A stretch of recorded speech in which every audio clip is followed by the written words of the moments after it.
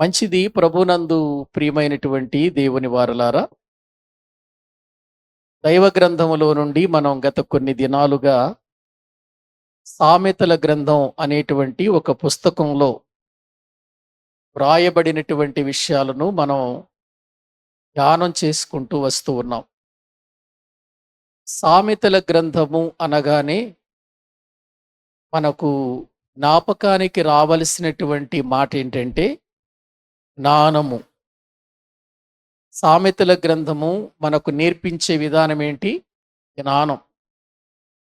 జ్ఞానము అనగానే ప్రకృతి సంబంధమైన జ్ఞానంతో పోల్చకూడదు. ఈ జ్ఞానాన్ని, ఈ జ్ఞానము దైవ సంబంధమైన జ్ఞానం, పరసంబంధమైన జ్ఞానం, పరలోకానికి చేర్చే జ్ఞానం, పరలోకానికి సిద్ధపరిచే జ్ఞానం ఇది.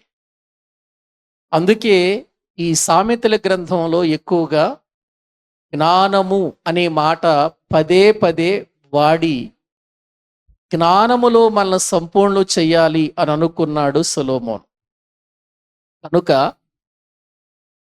ఈ సామెతల గ్రంథంలో వస్తున్నటువంటి జ్ఞానము అనే మాట వస్తున్నప్పుడల్లా ఇంకేం జ్ఞానం ఉంది, ఇంకేం నేర్చుకోవలసిన జ్ఞానం ఉంది అంటూ ఆసక్తితో మనము ఎదురు చూడాలే తప్ప, ఓ జ్ఞానమా, అంతకుముందు మనం చదువుకున్నాం కదా, బుద్ధి అంతకుముందు చదువుకున్నాం కదా, వివేకం అంతకుముందు చదువుకున్నాం కదా, వివేచన చాలాసార్లు వచ్చింది కదా అనే ఆలోచన మనకు వచ్చినంత కాలం మనము వాక్య అనుభవములోనికి మనం వెళ్ళలేం. ఒక మాట పదే పదే వచ్చింది, పదే పదే చెబుతున్నారు అని అంటే అందులో ఇంకా ఏదో ఉంది, ఇంకా నేర్చుకోవలసిన విషయాలు ఏవో ఉన్నాయి అనే ఆలోచన మనకు తట్టాలి, మన జీవితంలో పుట్టాలిది. లేకపోతే ఏమవుతుందంటే మనలో నిర్లక్ష్యం వచ్చేస్తుంది.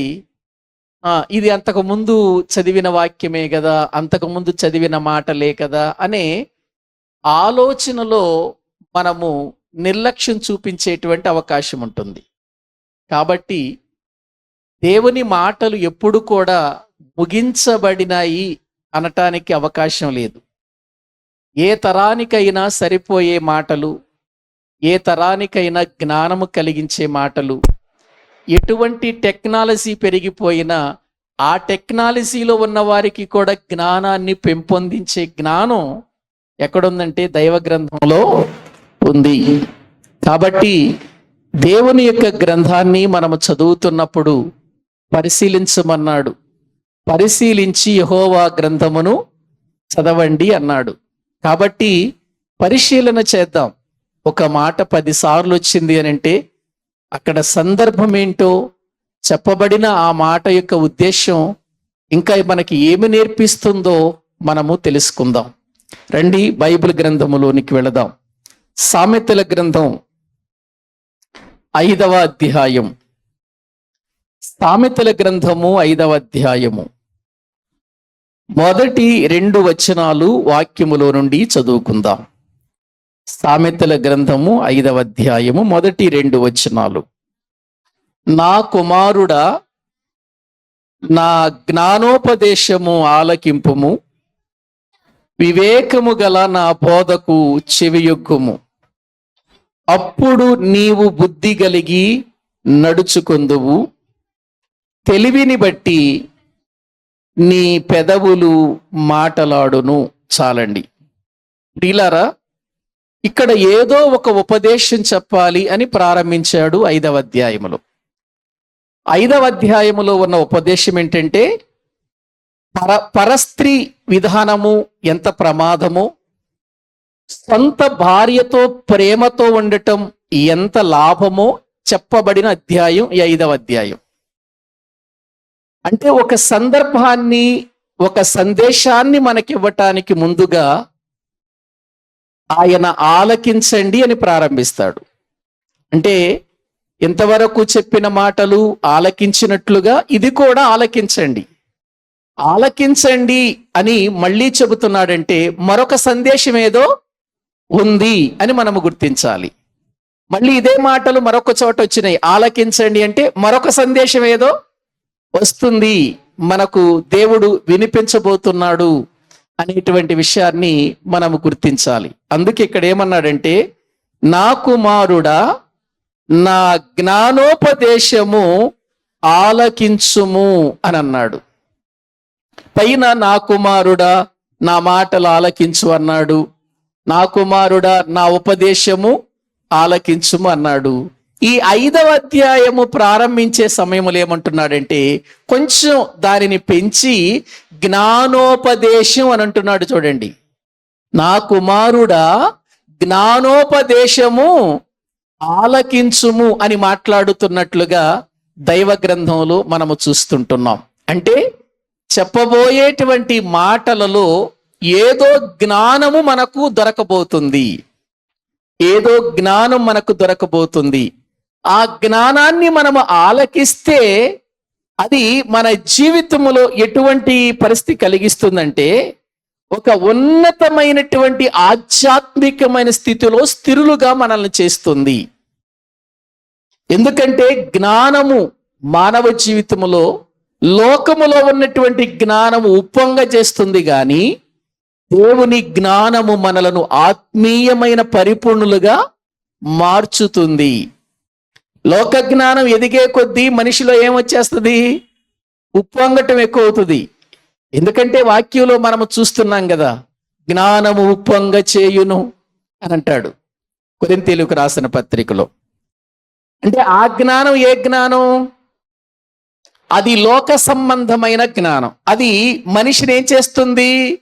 ఉప్పొంగ చేస్తుంది. నేను చదువుకున్నంత నువ్వు చదువుకున్నావా, నేను నీకంటే ఎక్కువ చదివాను, నీకంటే నాకు ఎక్కువ జ్ఞానం ఉంది, నీకంటే నాకు ఎక్కువ తెలివి ఉంది, నీకంటే ఎక్కువగా నాకు ఇదిగో ఈ లోక సంబంధమైనటువంటి హోదా ఉంది అన్నట్లుగా మనిషిని ఉప్పొంగ చేసేది లోక జ్ఞానం. దేవుని జ్ఞానం ఏం చేస్తుందో తెలుసా? ఆధ్యాత్మికమైన అనుభవములోనికి నడిపించి క్రీస్తు వలె జీవించుటకు, పరిపూర్ణులుగా చేయుటకు, పరలోకములో నివాసము చేయుటకు సిద్ధపరిచేది ఈ జ్ఞానం. అందుకే ఈ ఉపదేశము జ్ఞానోపదేశం అని మనం గుర్తించాలి.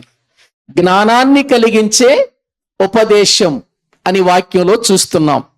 ఆ తర్వాత వివేకము గల నా బోధకు చెవియొగ్గుము అని అన్నాడు. ఏ బోధ ఇది? వివేకము గల బోధ.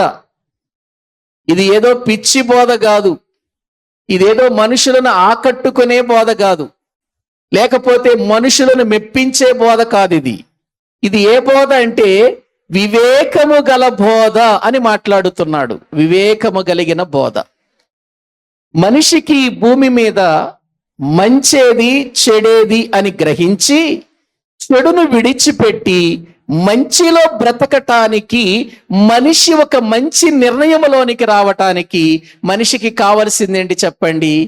వివేకం. వివేకం కావాలి, వివేకం. అందుకే యేసుక్రీస్తు ప్రభువారు తన శిష్యులను పంపుతూ ఏం చెప్పాడు?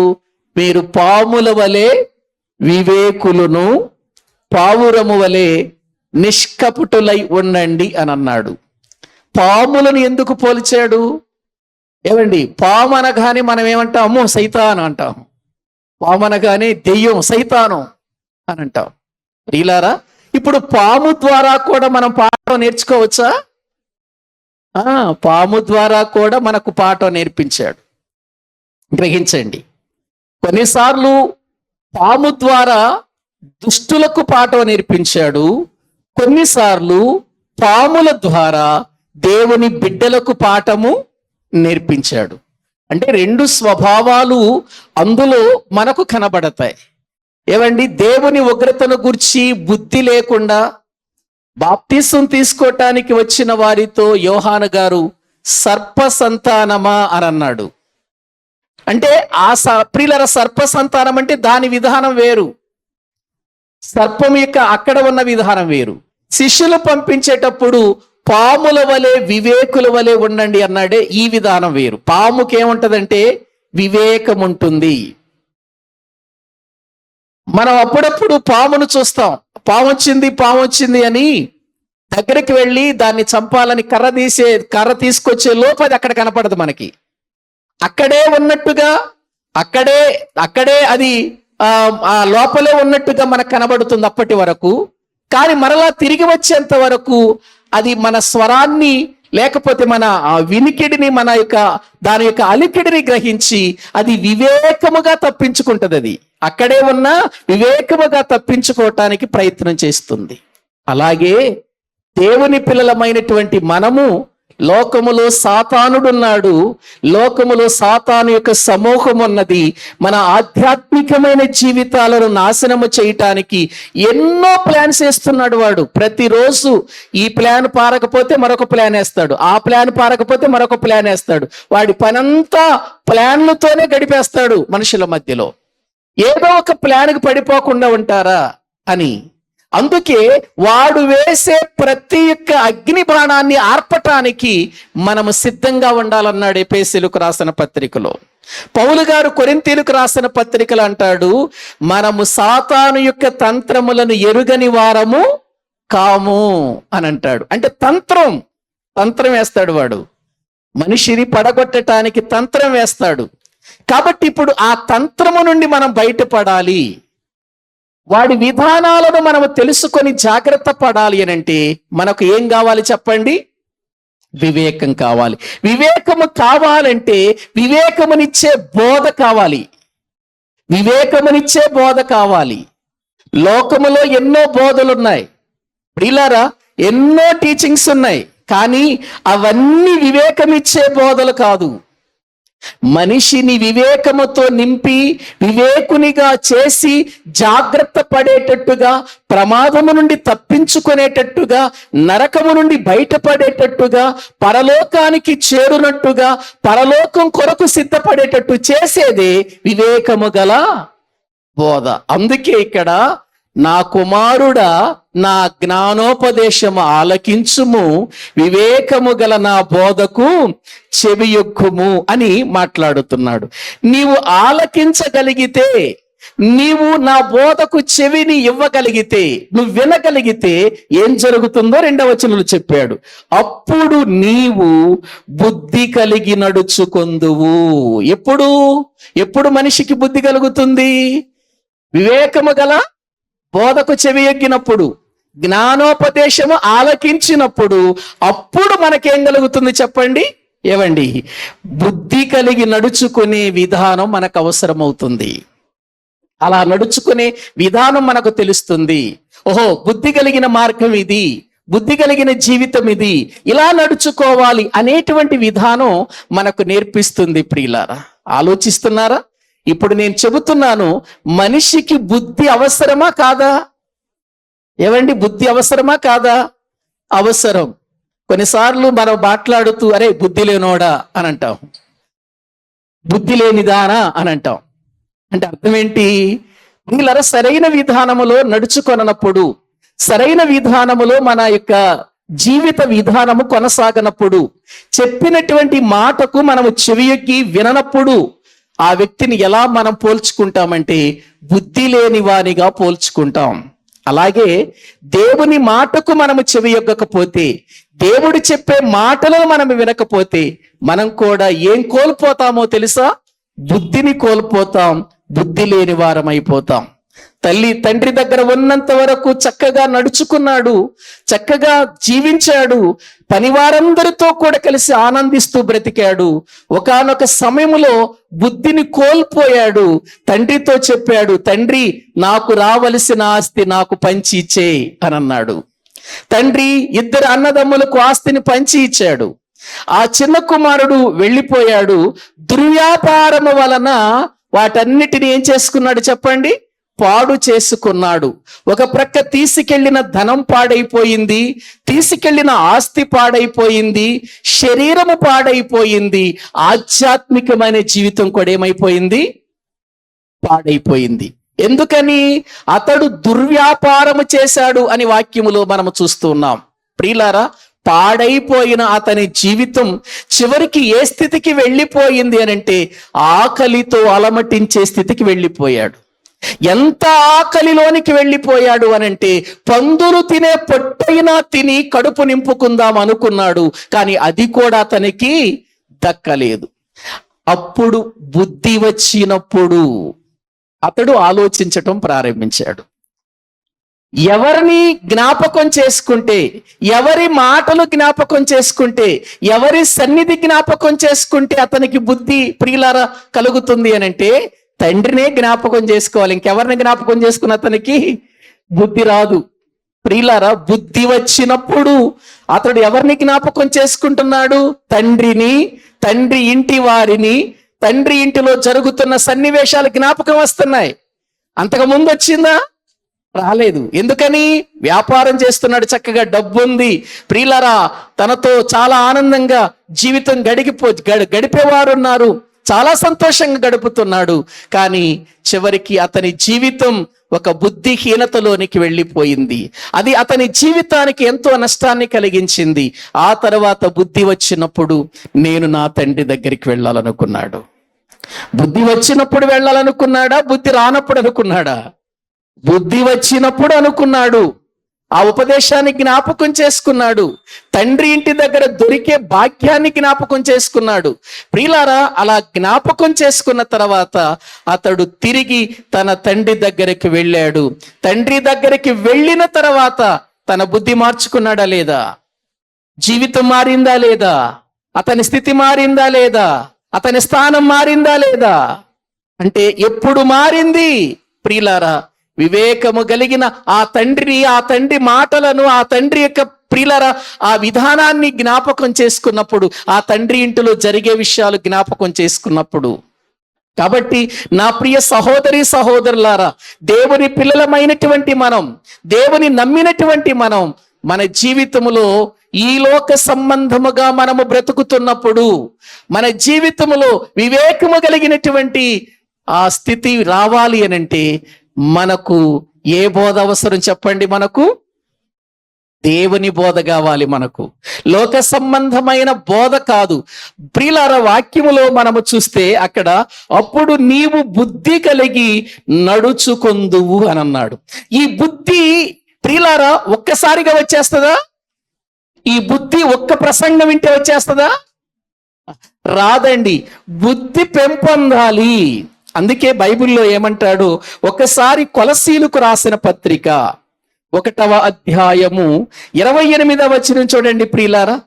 కొలసీలకు రాసిన పత్రిక 1వ అధ్యాయము 28వ వచనాన్ని మనము చదువుకుందాం. ప్రతి మనుషుని ఏం చేయాలట? క్రీస్తునందు సంపూర్ణునిగా చేసి ఆయన ఎదుట నిలవపెట్టవలెనని సమస్త విధములైన జ్ఞానముతో మేము ప్రతి మనుషునికి ఏం చెబుతూ? బుద్ధి చెప్పుచు, ప్రతి మనుషునికి బోధించుచు ఆయనను ప్రకటించుచున్నాము. చూసారా? పౌలు గారు మాట్లాడుతూ కొలసీ సంఘానికి ఉత్తరం రాస్తూ కొలసీ సంఘముతో మాట్లాడుతున్నాడు. ప్రతి మనుషుణ్ణి ఏం చెయ్యాలని? క్రీస్తునందు సంపూర్ణునిగా చేయాలని. అంటే క్రీస్తులాగా చేయాలని. ప్రతి మనిషిని ఎలా చేయాలనుకుంటున్నాడు పౌలు గారు? క్రీస్తులాగా చేయాలి. క్రీస్తునందు సంపూర్ణిగా చేసి ఆయన ఎదుట నిలబెట్టాలి.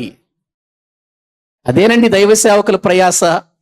దైవ సేవకులు ఎందుకు ఖండిస్తారంటే, దైవ సేవకులు ఎందుకు బోధిస్తారంటే, తప్పు చేసినప్పుడు ఎందుకు తప్పును ప్రియులారా ఖండిస్తారంటే, తప్పు దిద్దుతారంటే ప్రతి ఒక్కరిని క్రీస్తునందు ఏం చేయాలని? ప్రియులారా సంపూర్ణునిగా చేయాలి.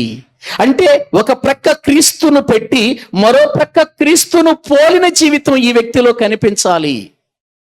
అందుకే ప్రతి వ్యక్తిని క్రీస్తునందు సంపూర్ణునిగా చేసి ఆయన ఎదుట నిలవబెట్టడానికి దేవుని వాక్యములో ఉన్న సమస్త విధములైన జ్ఞానముతో ప్రతి మనుష్యునికి ఏం చెబుతున్నాం మేము? బుద్ధి చెప్పుచు. ఎలా చెబుతున్నారు? బుద్ధి కొట్టా? ఎలా చెబుతున్నారు? తిట్టా? అవమానపరిచి చెబుతున్నారా? అది లోకం చేసే పని. కానీ దేవుడు ప్రియులారా, దేవుడు లేక దేవుని దాసులు చేసే పని ఏంటో తెలుసా? బోధించుచు. అన్నాడు అక్కడ. ప్రతి మనుషునికి బుద్ధి చెప్పుచు, ప్రతి మనుషునికి బోధించుచు ఆయనను ప్రకటించుచున్నాం. ఎవరిని? క్రీస్తు ప్రభు వారిని గురించి ప్రకటిస్తున్నాం. ఎందుకంటే బుద్ధి జ్ఞానముల సర్వసంపదలు ఎక్కడున్నాయి? ఆయన ఎందే గుప్తములు అయి ఉన్నాయి. ఇప్పుడు బుద్ధి జ్ఞానముల సర్వసంపదలలో మనం పరిపూర్ణము కావాలంటే మనకు బుద్ధి కలిగిన పరిపూర్ణుడు చూపించాలి. మనకి సగం బుద్ధి ఉన్నవాడిని చూపిస్తే మనకు అర్థమవుతుందా? ఇదిగో అందుకే నేను క్రీస్తును పోలి నడుచుకొనుచున్న ప్రకారము మీరును నన్ను పోలి నడుచుకోమన్నాడు పౌలు గారు. అదే చెబుతున్నాడు ఇక్కడ. మనము కూడా ఆ రీతిగా నడవాలి, ఆ రీతిగా జీవించాలి. కనుక ఇప్పుడు అలా జీవించాలి అని అంటే మనకు సకల విధములైన జ్ఞానం కావాలి. బైబిల్లో ఉన్న జ్ఞానం, మనకు బైబిల్లో ఉన్నటువంటి జ్ఞానంతో బుద్ధి చెప్పేవాళ్ళు కావాలి. బైబిల్ జ్ఞానాన్ని మనకు సరిగా బోధించి మన సంపూర్ణులుగా చేసేవాళ్ళు కావాలి. క్రీస్తులాగా అయిపోవాలి మనం. ఆయన పెద్ద క్రీస్తు అయితే మనమంతా చిన్న క్రీస్తులుగా మారిపోవాలి. మన మాటలలో, మన క్రియలలో, మన తలంపులలో, మన ఉద్దేశాలలో, మన నడకలో, మన పడకలో సమస్తము ప్రియులారా క్రీస్తు కనపడాలంటే క్రీస్తు కనబడాలి. క్రీస్తు కనబడాలంటే ఆయన లక్షణాలు ఉంటేనేగా మనకు కనబడేది. ఆయన లక్షణాలు రావాలి అని అంటే ఆయన లక్షణాలతో కూడిన వాక్యం వింటేనే కదా. అందుకే మనలను దేవుడు ప్రేమించి చీకటిలో నుండి ఆశ్చర్యకరమైన తన వెలుగులోనికి పిలిచి ఆయన గుణాతిశయములను ప్రచురం చేయమన్నాడు. ఎవరి గుణాతిశయాలు? ఎందుకని? ఆయన గుణాతిశయములను ప్రచురం చేస్తేనే, అవి వింటేనే మనం పరిపూర్ణులుగా మారతాం. ఇంకెవ్వరి గురించి చెప్పినా మనం మారం. ప్రియులారా, ఆయన గుణాతిశయాలే చెప్పాలి, ఆయన గుణాతిశయాలే చెప్పాలి, ఆ గుణాతిశయములే చెప్పాలి. కానీ ఈ రోజున ఆయన గుణాతిశయులు చెప్పటం మానేశారు. ఏమండి? బోధకులు తమ్మును తాము ఎక్కువగా చెప్పుకోవటం, బోధకులను పొగడటం. ఏమండి? స్టేజీల మీద ప్రపంచ ప్రఖ్యాతిగాంచిన వాళ్ళు, అంతర్జాతీయ ప్రసంగికులు, పరిశుద్ధాత్మాభిషేకం కలిగిన వాళ్ళు ఈ మాటలు చెప్పటమే సరిపోయింది. కానీ సేవకులు హెచ్చిస్తున్నారు తప్ప స్టేజీల మీద ఎవరిని చూపించట్లేదు, ఎవరి గుణాతిశయములను ప్రచారం చేయట్లేదు.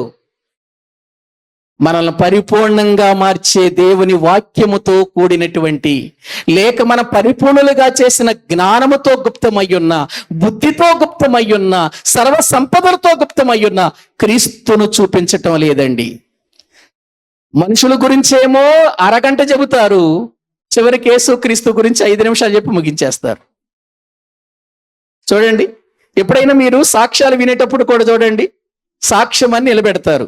సాక్ష్యం అని నిలబెట్టిన తర్వాత ఆ వ్యక్తి పుట్టిన దగ్గర నుండి రక్షణ పొందే వరకు చేసిన పాపాలన్నీ చెప్పేస్తారు వరుసగా. నేను ఈ పాపం చేశాను, నేను ఆ పాపం చేశాను, నేను అలా నడుచుకున్నాను, ఇలా నడుచుకున్నాను అని చెప్పేస్తారు. దానికి ఎంత పట్టింది టైం? గంట. చివరికి యేసు ప్రభువు వాక్యం విన్నాను, నేను రక్షించబడ్డాను, అంతే అయిపోయింది. అంటే ఏది ఎక్కువ వచ్చింది అక్కడ? అది అవసరమా? పౌలు గారు ఒకే ఒక మాట చెప్పాడు, నేను పూర్వము దూషకుడను, హింసకుడను, హానికరుడనైన నన్ను ప్రభువు నన్ను కనికరించాడు అనంటూ ప్రకటించాడు. ప్రియులారా, లోకంలో చేసిన తప్పులేమో ఎక్కువ చెప్పి మన జీవితాన్ని నడిపించే యేసుక్రీస్తుని గురించి తక్కువ చెప్పటం, అది గొప్ప సాక్ష్యం అట.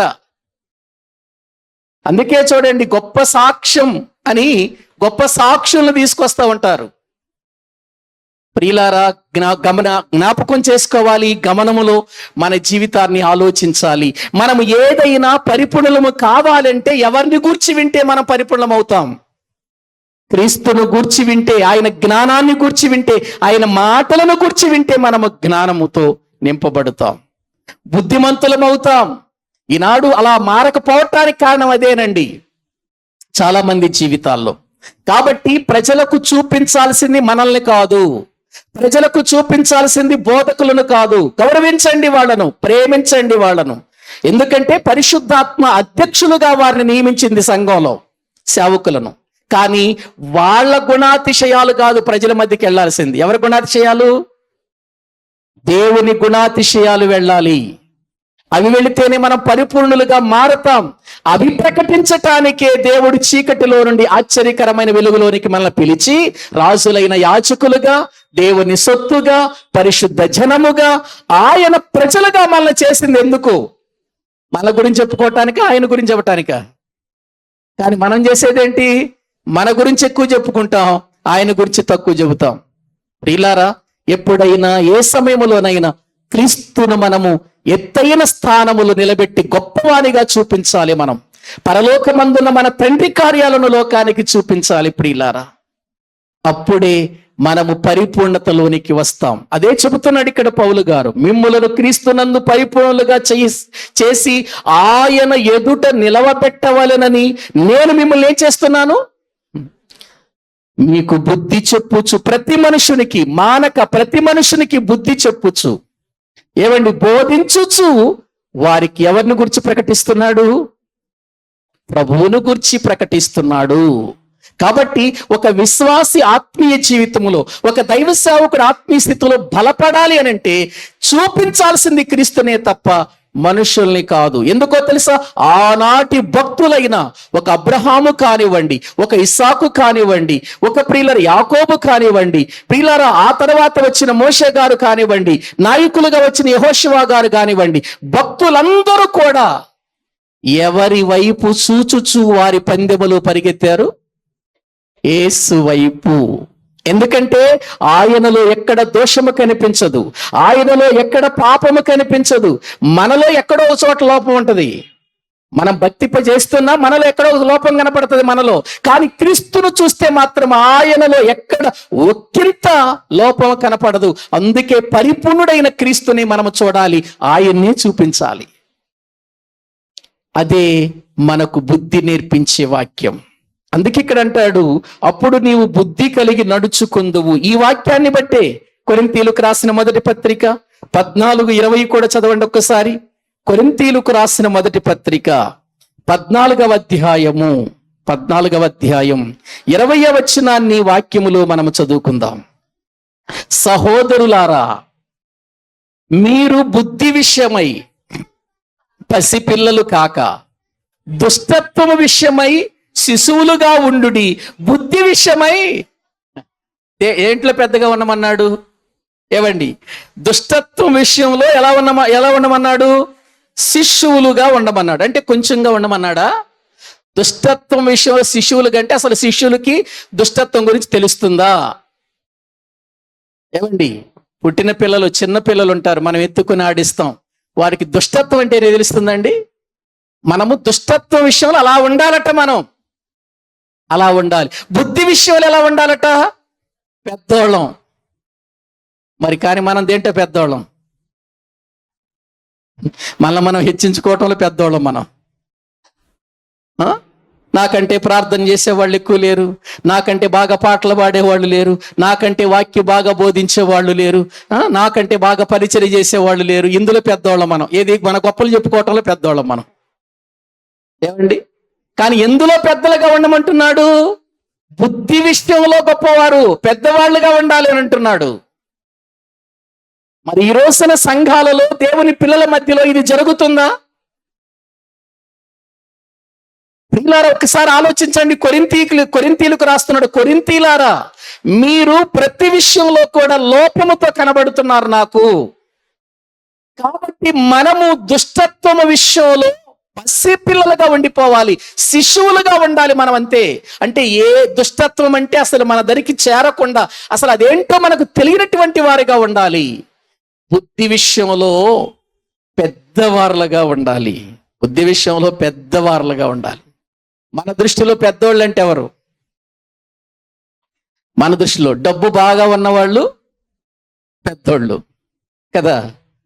ఏవండి, చదువు బాగా ఉన్నవాళ్ళు పెద్దోళ్ళు. వీటిలో పెద్దోళ్ళం మనం. బుద్ధి విషయములో పెద్దవారిగా ఉండాలంటున్నాడు వాక్యంలో. బుద్ధి విషయంలో పెద్దవారిగా ఉండాలంటే మనకు కావలసింది బుద్ధి వాక్యం, మనకు కావలసింది బుద్ధి కలిగించే బోధ. అది కావాలి మనకు. ప్రియులారా, గమనిస్తున్నారా? మళ్ళీ కొలస్సీలకు రాసిన పత్రికలోకి రండి, అక్కడ మరొక మాట ఉంటుంది. 3వ అధ్యాయము 16వ వచనం. 3వ అధ్యాయము 16వ వచనం. సంగీతములతోను కీర్తనలతోను ఆత్మ సంబంధమైన పద్యములతోను ఒకనికి ఒకడు ఏం చేసుకోవాలి? బోధించుచు. దేంతో? దేంతో? సంగీతములతో, తర్వాత కీర్తనలతో, ఆత్మ సంబంధమైన పద్యాలతో ఒకనికొకడు ఏం చేసుకోవాలి? మరి మన పాటలు ఇతరులకు బుద్ధి చెప్పేవిగా ఉన్నాయా? అలా ఉండాలని మనం పాడుతున్నామా? ఏవండి, జీవితంలో మనము పాటలు పాడుతున్నాము, దేవుడు ఆ విధానం మనకిచ్చాడంటే ప్రజలలో గొప్ప చెప్పుకోవటానికి మనం పాటలు పాడకూడదు. మీరు బాగా పాడుతున్నారండి అని 10 మంది చేత అనిపించుకోవటానికి పాటలు పాడకూడదు. లేకపోతే ప్రియులారా మరొక రకంగా పాడకూడదు. ఒకసారి నేను ఒక స్థలములో ప్రార్థనా కూడిక జరుగుతుంది. ఆ ప్రార్థనా కూడికలో అక్కడ ఒక ఆయన ఉన్నాడు, పాటలు పాడే ఆయన. ఏవండి మీరు పాట పాడారా అని అన్నా. ఆయన అన్నాడు, ఇప్పుడు కాదు, అందరు వచ్చినాక పాడాలంటున్నాడు. ఎప్పుడు పాడాలంట? ఎందుకని? తనను తాను, ఇటువంటి స్పెషల్స్ ఉంటారు కొంతమంది. పాటలు ఎప్పుడు పాడినా అవి మనకు బుద్ధి నేర్పించాలి, ఎదుటివానికి కూడా బుద్ధి నేర్పించాలి. కొంతమంది జనాలుంటే పాడతారు కానీ జనాలు లేకపోతే పాడరు. అదా విధానం? ఏమండి, అదే విధానం? ఒకసారి ఆలోచించండి. మనము ఏదైనా సరే సంఘములో కూడినప్పుడు సంగీతములతోనూ ఆత్మ సంబంధమైన పద్యాలతో కీర్తనలతో మనము ఏం చేయాలి చెప్పండి? ఒకనికి ఒకడు ఏం చేసుకోవాలి అంటే ఇప్పుడు ఏం చేయాలి? పాట ద్వారా ఏం వెళ్ళాలి ప్రజల దగ్గరికి? బోధ. ఒకనికి ఒకడు. ఇద్దరు కూర్చుని పాట పాడుకోవచ్చు. వాళ్ళ గురించి వీళ్ళు పాడి, వీళ్ళ గురించి వాళ్ళు పాడుకుని హెచ్చరిక చేసుకోవచ్చు. ఏవండి, హెచ్చరిక చేసుకోవచ్చు అండి. పిల్లలు అప్పుడప్పుడు ఆడుతూ ఉంటారు, అంతరిక్షం ఏదో అంటాడు, ఆడతారు, చూసారా? ఏవండి, మనం కూడా ఒకరి దగ్గర ఒకరు కూర్చున్నప్పుడు మన జీవితాలలో పాటల ద్వారా మనము బలపడవచ్చు, బుద్ధి తెచ్చుకోవచ్చు.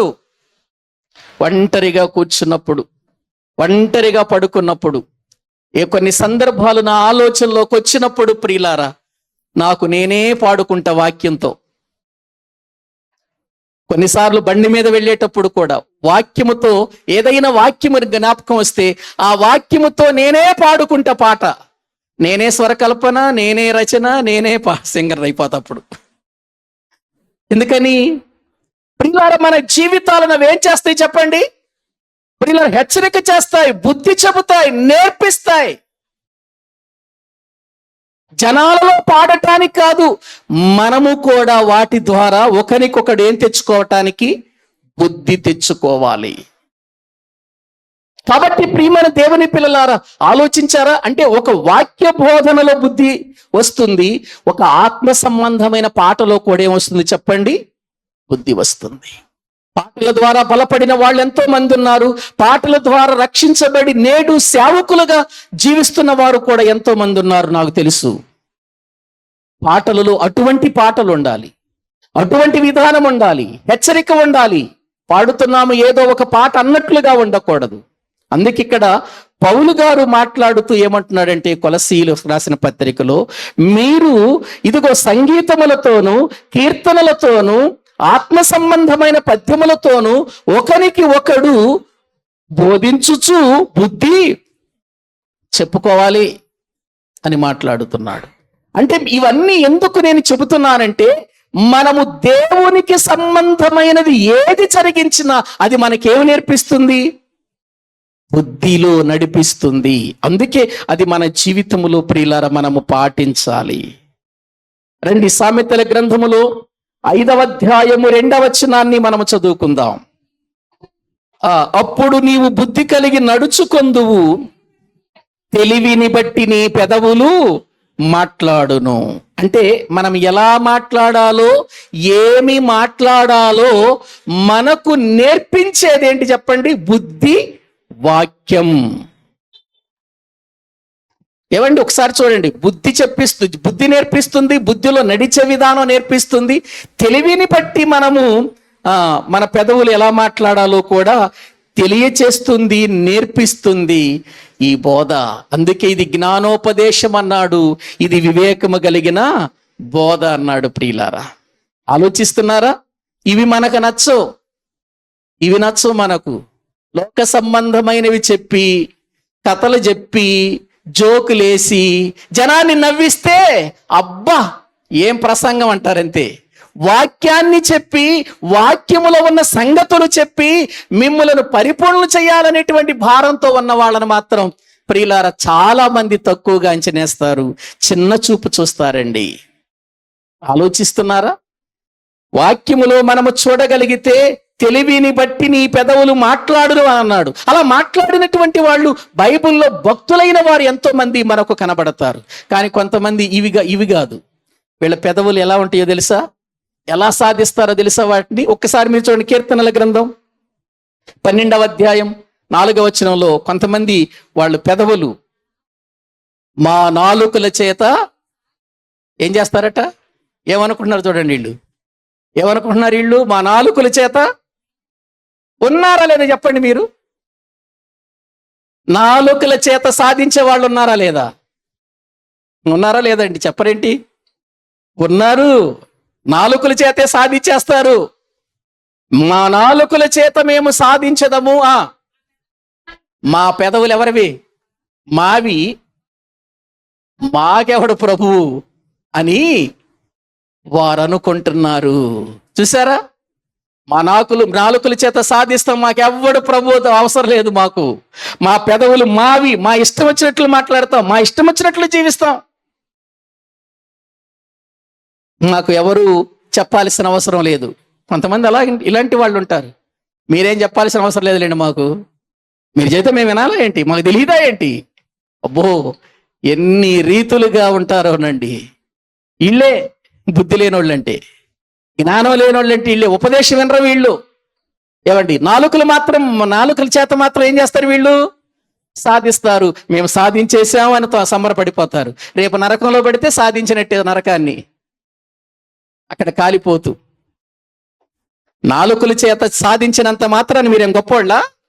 పెదవుల చేత లేక మాటకారితనం చేత మీరు మాట్లాడినంత చేత ఏమైనా గొప్పోళ్ళ? అది ఒకవేళ లోకములో అది నీకు పేరు తెచ్చి పెట్టొచ్చేమో కానీ నిన్ను నరకానికి తీసుకెళ్ళిపోతుంది అది నరకానికి నిన్ను. నాలుకల చేత సాధించే వాళ్ళగా పెదవులు మావి, మా ఇష్టం వచ్చినట్లు మాట్లాడతాం, మాకు ప్రభు ఎవడు అని అనుకోవద్దు. కొంతమంది ఉంటారు. అదే కీర్తనల గ్రంథం 59:7 చూడండి.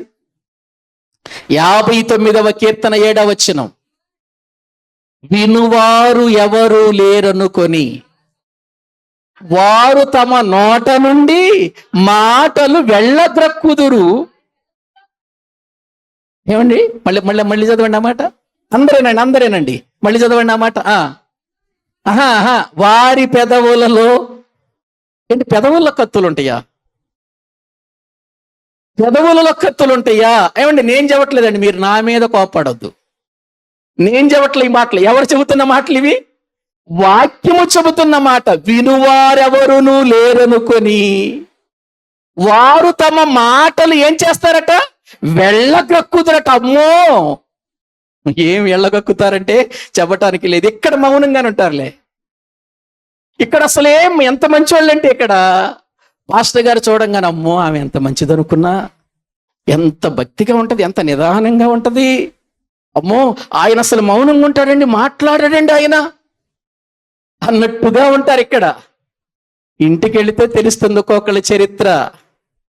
భర్తల దగ్గర తెలుస్తుంది, భార్యల దగ్గర తెలుస్తుంది ఒక్కొక్కళ్ళ చరిత్ర. ఎందుకని? అక్కడ వినువారు లేరు కాబట్టి మాటలు ఏం చేస్తారు? వెళ్ళగ్రెక్కేస్తారు. ప్రియులారా, మాటలు వెళ్ళగ్రక్కుదురు, వారి పెదవులలో ఏమంది? కత్తులే. కత్తులా? పెదవులలో కత్తులు ఉన్నాయా? ఉంటాయండి.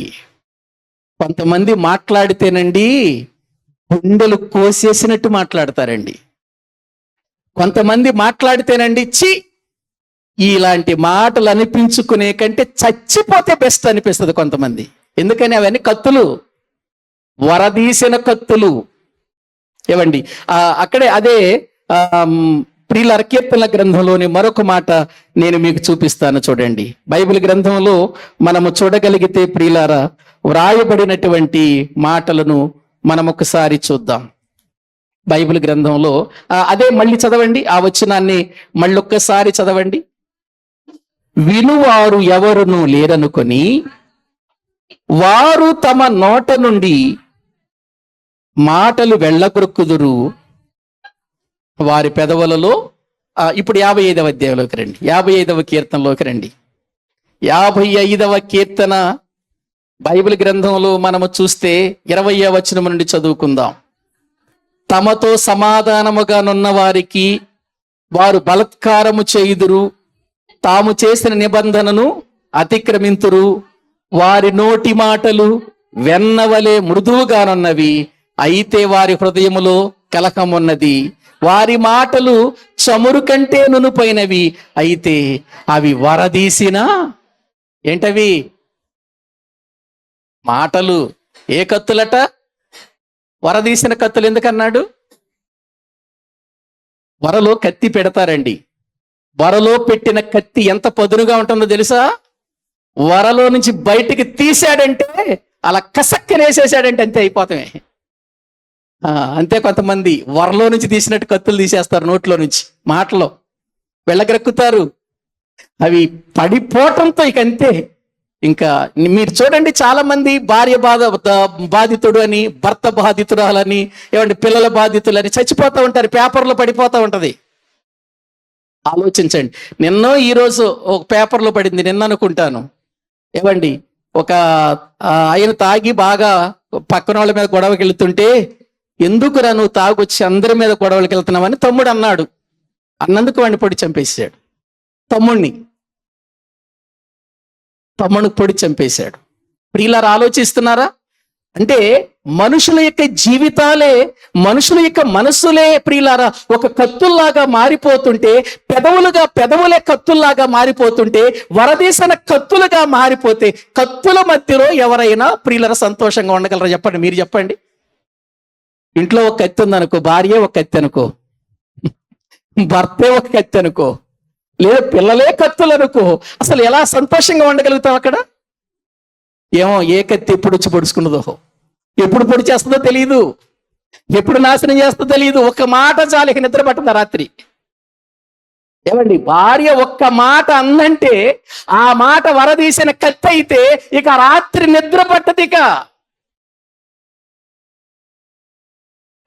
ఇటువంటి పెదవులకు సరి అయిన మార్గము రావాలి అనంటే, ఈ పెదవులు మారాలి అనంటే, ఈ పెదవులు ప్రియులర మంచి మాటలు మాట్లాడాలంటే వారికి కావలసిందే జ్ఞానోపదేశం, వారికి రావలసిందే వివేకము కలిగిన బోధ, వాళ్ళకి కావలసిందే. ఆలోచించండి. ఆ విధమైనటువంటి రీతిలో బ్రతికిన భక్తులను చూద్దాము రండి వాక్య భాగములో. యోబు గ్రంథం 33వ అధ్యాయము 3వ వచనాన్ని చదువుకుందాం. యోబు గ్రంథము దేవుని వాక్యములో రండి ప్రియులారా, 33వ అధ్యాయం 3వ వచనం మనము చదువుకుందాం. నా మాటలు నా హృదయ యథార్థతను తెలుపుచున్నవి, నా పెదవులు జ్ఞానమును యథార్థముగా పలుకును. ఏవండి, నా పెదవులు జ్ఞానమును యథార్థముగా పలుకును. చూసారా? తన ముందు ఎంతో మంది తిడుతున్నారండి యోబు గారిని కదా. ఒక ప్రక్క స్నేహితులు, ఒక ప్రక్క బంధువులు, ఒక ప్రక్క తన యొక్క రక్త సంబంధికులు, మరో ప్రక్క ఆత్మీయులు, మరో ప్రక్క తన సొంత భార్య. ఎన్ని విధాలుగా మాట్లాడుతున్నా ప్రియులారా, యోబు జీవితములో ప్రియులారా, యోబును గురించి దేవుడు ఒక మాట చెబుతాడు చూడండి ప్రియులారా. వాక్యములో మనము చూస్తే 42వ అధ్యాయము 42వ అధ్యాయము దేవుని వాక్య భాగములో మనము చూడగలిగితే ప్రియులారా, ఆయన ఒక మాట మాట్లాడతాడు చూడండి. 10వ వచనం చదవండి. ఉమ్, ఉమ్, ఉమ్. అమ్మా క్షమించండి, 42వ అధ్యాయము వాక్యములో మనము చూస్తే 7వ వచనం చదవండి. యెహోవా యోబుతో ఆ మాటలు పలికిన తర్వాత ఆయన తేమాయనీయుడైన ఎలీఫజుతో ఇలాగు సెలవిచ్చెను, నా సేవకుడైన యోబు పలికినట్లు మీరు నన్ను గూర్చి యుక్తమైనది పలకలేదు. నా సేవకుడు పలికినట్టు, నా బోధకుడైనటువంటి యోబు పలికినట్టు మీరు యుక్తమైనది పలకలేదు అంటున్నాడు. అంటే యోబు జీవితంలో ఎంతమంది తిట్టినా, ఎంతమంది అవమానపరిచినా, ఎంతమంది వచ్చి నువ్వేదో చేశావు, నీకేదో ఇదిగో ఈ భయంకరమైన నష్టం జరిగిందంటే నువ్వెంతో దోషివి అనంటూ నేరారోపణ చేశారు ఎవరి మీద? యోబు గారి మీద. ఇన్ని జరుగుతున్న యోబు దేవుని వైపు చూస్తూ జీవించాడే తప్ప అతని నోట నుండి ఒక్క మాట కూడా వారిని అవమానపరిచే, హీనంగా మాట్లాడే మాట వచ్చిందండి? రాలే. దేవుడు వింటున్నాడండి. నా కుమారుడు నా సేవకుడని యోబు పలికినట్లు మీరు యుక్తమైన దాన్ని ఏం చేయలేదు, పలకలేదు. మీరు నా కుమారుడు అంత బాధలో ఉండి కూడా యుక్తమైనదే పలికాడు, అంత కష్టంలో ఉండి కూడా యుక్తమైనదే పలికాడు. ఎలా నేర్చుకోగలిగాడు ఇన్ని కష్టాలు వచ్చిన యోబు అలా మాట్లాడటం? వివేకము కలిగిన బోధ, దేవుని బోధ అతడు ఆనాటి దినాల్లో విన్నాడు. దేవుని మాటలు విన్నాడు, దేవుని మాటలకు లోబడిపోయాడు. అతని దగ్గర గ్రంథం లేకపోయినా, అతని దగ్గర ప్రియులను బోధించే వాళ్ళు లేకపోయినా దేవుని నుండి వచ్చే ప్రతి మాట జాగ్రత్తగా పెట్టుకున్నాడు. ఆలోచిస్తున్నారా ప్రియులారా? ఈ దినాన్న వాక్యం వింటున్న మనము గుర్తించాలి. ప్రియులారా, మరొక మాట మనం చదువుకుందాం. కీర్తనల గ్రంథం 40వ కీర్తన 9వ వచనం చూడండి. కీర్తనల గ్రంథము 40వ కీర్తన 9వ వచనాన్ని మనము చదువుకుందాం.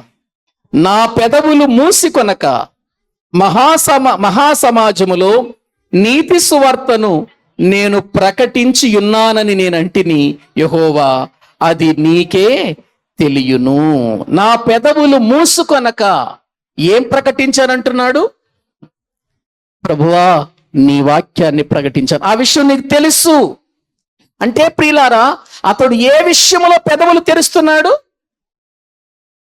ఏ విషయంలో పెదవులు తెరుస్తున్నాడు? సువార్త చెప్పే విషయంలో, దేవుని మాటలు చెప్పే విషయంలో నోరు తెరుస్తున్నాడు. మిగిలిన టైంలో నోరు కట్టేసుకుంటున్నాడు. అది నిజమైన భక్తి. ఎవడైనను తన నోటికి కళ్ళెము పెట్టుకొనక భక్తి గలవాడనని అనుకొనుట వ్యర్థమే అన్నాడు కదా యాకోబు పత్రిక 1:27లో. ఎవరిని ఆలోచించారా? ఎవడైనను నోటికి కళ్ళెము పెట్టుకొనక నోరుంది కదా అని, నా నోరు నాదని, నా పెదవులు మావి, మా నాలుకలు మావి, మేము సాధించదాం అనుకుంటే వాడు భక్తిలో ఎదగలేడు, భక్తిలో వారు ముందుకు వెళ్ళలేరు ప్రియులారా. కానీ లోక సంబంధమైన విషయాలలో ప్రియులారా అతడు మౌనంగా ఉంటున్నాడు, నోరు తెరవటం లేదు. వాక్యం దగ్గరకు వచ్చేసరికి ఏం చేస్తున్నాడు? నా పెదవులు మూసుకొనక నేను నీతి సువార్తను నీ గురించి నేను మాట్లాడుతున్నాను అని అంటున్నాడు ప్రియులారా. మరొక మాట చదువుతారా? 23వ కీర్తన 16వ వచనం చూడండి. దేవుని వాక్యములో నుండి 23వ కీర్తన, దేవుని వాక్యములో నుండి 16వ వచనం. దేవుని వాక్యములో నుండి మనము చదువుకుందాము, గ్రహించండి. 23లో లేదు కదా, అది క్షమించండి. దేవుని వాక్యములో నుండి మనము చూడగలిగితే ప్రియులారా 22వ అధ్యాయము చూడండి. 22వ అధ్యాయము దేవుని వాక్యములో ప్రియులారా మనం జ్ఞాపకం చేసుకుంటే 16వ వచనము నుండి యేసుక్రీస్తు ప్రభు వారి యొక్క శిలువ మరణం దగ్గర జరుగుతున్న సందర్భాన్ని మనము చూస్తున్నాం. చదవండి.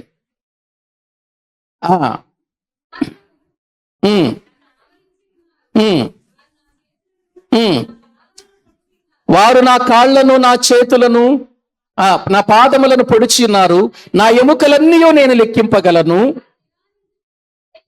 చూచున్నారు.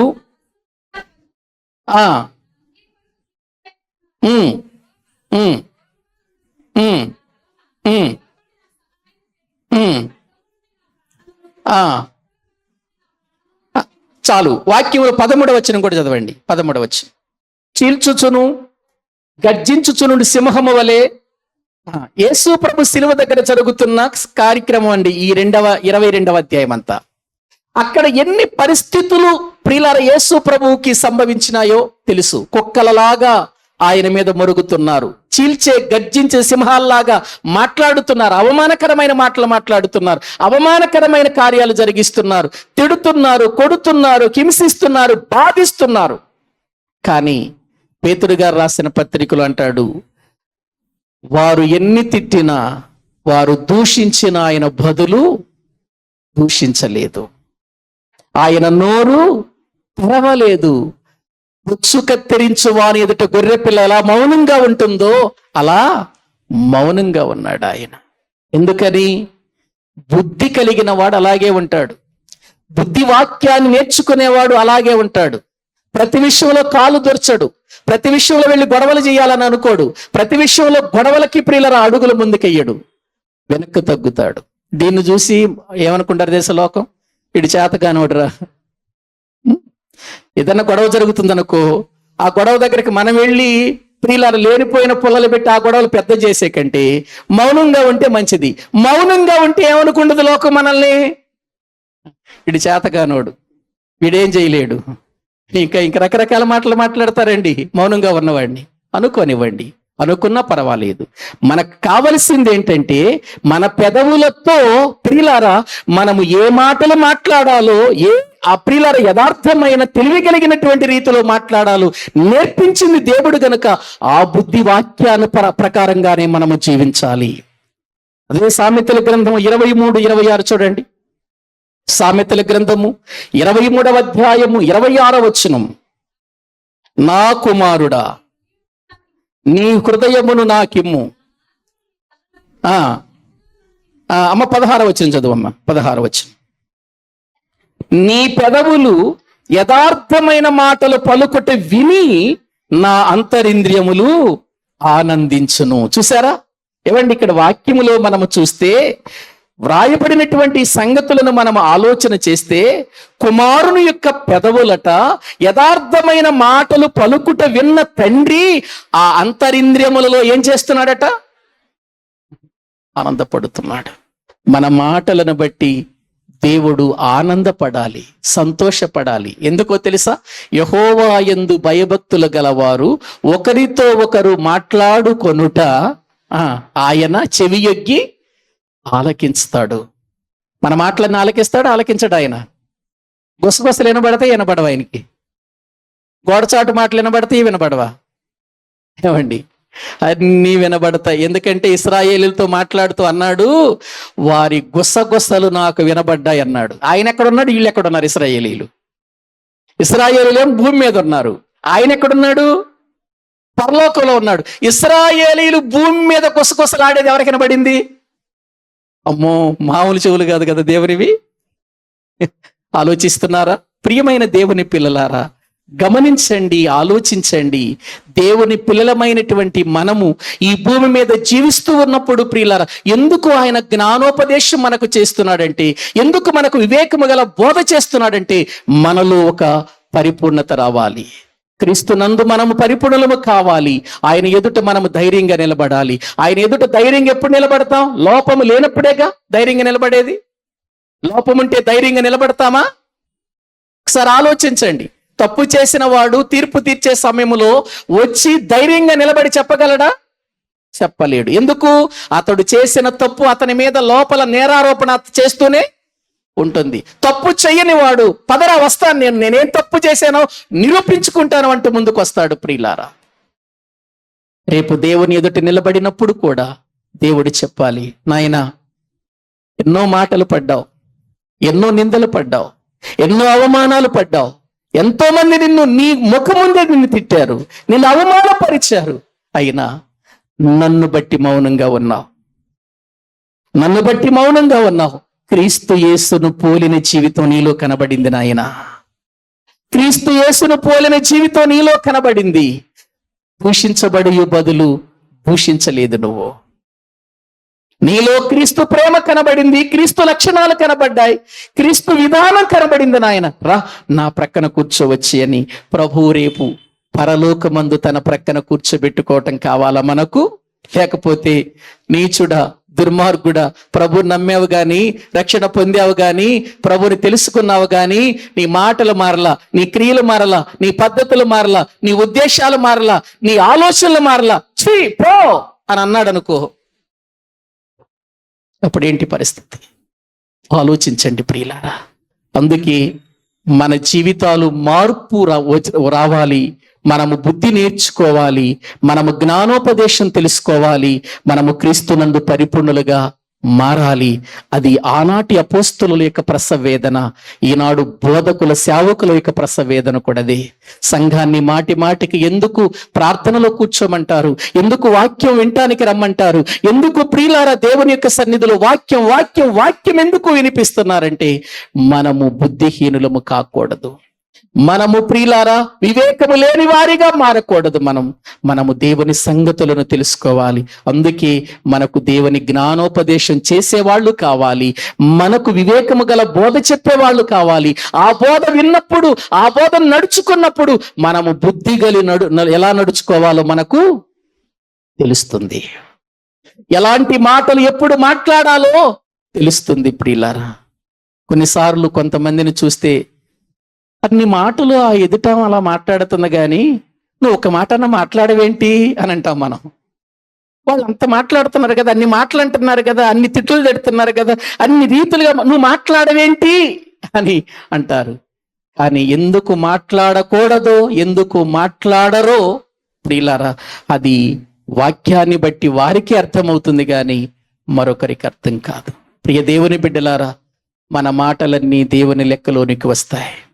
వ్యర్థమైన మాటను గూర్చి మనము దేవునికి లెక్క చెప్పాలి. ప్రతి మాట లెక్కలోకి వస్తుంది. అందుకేనండి ప్రియులారా, ఎన్ని విధాలైనటువంటి పరిస్థితులు వచ్చినా మనము వాక్యాన్ని నమ్మాలి, వాక్యానుసారముగా నడవాలి.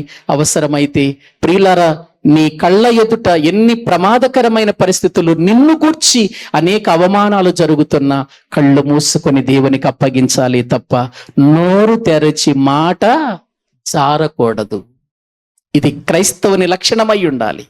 ఈ సాక్ష్యాన్ని మనం పొందుకుంటే నిజంగా వాక్యం ఫలించినట్టేనండి. వాక్యము ప్రియులర ఫలించినట్టేనండి. ఎప్పుడైనా నేను ఎవరింటికైనా వెళ్ళినప్పుడు భర్తలు ఇలా చెబితే, ఏవండి పాస్టర్ గారు ఏం చేశారో గాని నా భార్య మారిందండి, మాటలు మారాయండి, ఇప్పుడు ఆమె జీవితం మారిందండి, ఇటువరకట్లాగా లేదండి అని చెబితే నేను ఎంత ఆనందిస్తానో తెలుసా? ఆ రోజు ఎంత ఆనందిస్తాను తెలుసా? ఏ భర్త అయినా మారాడు, ఏవండి ఇటువరకు లాగలేడండి, ఇప్పుడు చాలా ప్రేమతో చూసుకుంటున్నాడండి, చాలా ప్రేమగా నన్ను దగ్గరకు తీసుకున్నాడు, చాలా విషయాల్లో నాకు సహాయపడుతున్నాడండి అని భార్యలు చెబుతుంటే ఎంత సంతోషపడతాడో సేవకుడు తెలుసా? అలా కాకుండా ఎప్పుడు గుద్దులాటేనండి, ఎప్పుడు తిట్లేనండి, అమ్మో మామూలుగా ఉండండి, ఇక్కడ మాట్లాడితే అవతల 3వ వీధి కనబడుతుందండి ఆమె గొంతు అని అన్నారనుకో, అలా ఉంటది. మారవా? జీవితాన్ని మార్చుకోవా? బుద్ధి తెచ్చుకోవా? జ్ఞానం తెచ్చుకోవా? నీ జీవితంలో ప్రియులార మార్పు రాదా? జ్ఞానోపదేశానికి లోపడవా? దేవుడు వివేకము కలిగిన బోధని ముందు పెడితే నీ జీవితాన్ని మార్చుకొని నీవెలా నడుచుకోవాలో నేర్చుకోవా? నీ బ్రతుకును మార్చుకోవా? ఒక్కసారి ఆలోచన చేద్దాం. మంచి నిర్ణయం తీసుకొని ప్రియులారా దేవుని వాక్యానికి లోబడి బ్రతుకుదాం. తలల వంచండి, ప్రార్థన చేసుకుందాం. అందరూ కూడా తలల వంచండి, ప్రార్థన చేసుకుందాం. ఒక్క నిమిషం ప్రభు పాదాల దగ్గర మన హృదయాలు తెరచి దేవుని యొక్క సన్నిధిలో దేవుని జ్ఞానోపదేశం ఆలకించమని దేవుడు ఎందుకు చెబుతున్నాడో, వివేకము కలిగిన బోధకు ఎందుకు చెవియొగ్గమంటున్నాడో ఒక్కసారి ఆలోచన చేద్దాం. నిజమే నాయనా, మాట్లాడకూడదనుకుంటున్నాను, మాట్లాడేస్తున్నానయ్యా, మాట్లాడకూడదు, ఇటువంటి మాటలు నేను దేవుని బిడ్డను అనే తలంపు నాకు కలుగుతుంది, నా మనస్సాక్షి నన్ను గద్దిస్తుంది, అయినా తొందరపడి మాట్లాడేస్తున్నానయ్యా. నాయనా, నా జీవితంలో ఒక మార్పు కోరుకుంటున్నావయ్యా, బుద్ధి రావాలని కోరుకుంటున్నావు, ఆ బుద్ధిలో నడవాలని కోరుకుంటున్నావు. నాయనా, నేను నోరు తెరిచినప్పుడు నా మాటలు ప్రభు ఇతరులకు ఉపయోగకరముగా ఉండాలి. మా సంభాషణ ఉప్పు వేసినట్లుగా ఉండాలని లేఖనాలు చెబుతున్నాయ్యా. నాయన మా మాటలు అనేకులకు ఉప్పు వేసినట్లుగా లేవయ్యా. ఎన్నో ప్రభు రకాలైన మాటలు, లోక సంబంధమైన లోకస్తులు మాట్లాడే మాటల కంటే కూడా ఘోరమైన మాటలు నా నోట నుండి వస్తున్నాయ్యా. వరదీసిన కత్తుల్లాగా బయటికి వెళుతున్నాయ్యా. విలువారెవరూ లేరనుకొని అయ్యా మాటలు వెళ్ళ క్రక్కుతూ పెదవులలో కత్తులు పెట్టుకొని జీవిస్తున్నానయ్యా. ఆ స్థితి నుండి నన్ను మార్చు ప్రభువా. నా జీవితాన్ని మార్చు నాయన. నా ఇంటిలో నేనే మారకపోతే నా చుట్టుప్రక్కల వారు ఏం మారుతారయ్యా నన్ను చూచి? నా జీవితంలోనే మార్పు లేకపోతే నా బంధువులలో నన్ను చూచి ఎవరు మారుతారయ్యా? నా జీవితంలో సరైన మార్పు లేకపోతే నా ఇంటి వారిలో ఎవరు రక్షణ పొందలేదు, వారు ఎలా మారుతారయ్యా? నాయనా, నా జీవితంలో ఒక ప్రత్యేకమైనటువంటి స్థితి కనిపించాలని లేఖనాలు చెబుతున్నాయని అందరము కూడా నోరు తెరచి కొన్ని నిమిషాలు ప్రభు సన్నిధిలో మనం ప్రార్థన చేద్దాం.